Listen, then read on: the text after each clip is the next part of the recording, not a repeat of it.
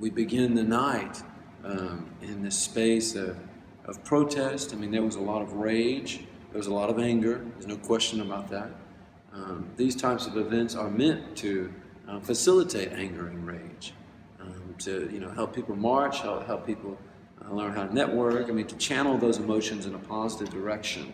We stopped at the old courthouse to talk about some events that had taken place there in the past, and then we got finished with that, and we hit the home stretch.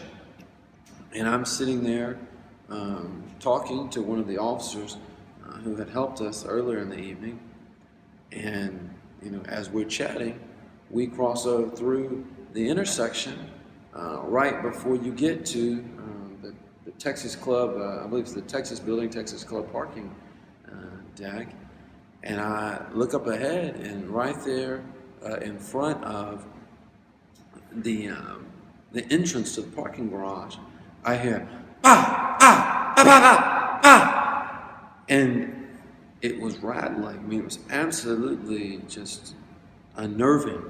And I said, "That's a gunshot." And I said, and the officer said, "No." And before he could get that out, it was, "Oh my God, that's a gunshot."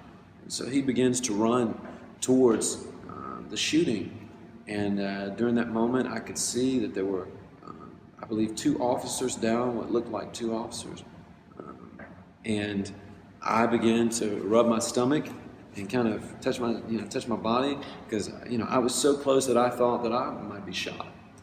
And so I began to run back. I knew that I had 700 or 800 people behind me, that I had planned and organized this protest. I knew I felt responsible for them. And so I ran back and I was screaming, "Run, run, active shooter, run, run, active shooter." And it's interesting to me that we've gotten to a point in time where we hear active shooter, we hear gunshots, but it doesn't register for us. We are so used to and accustomed to violence that it doesn't register.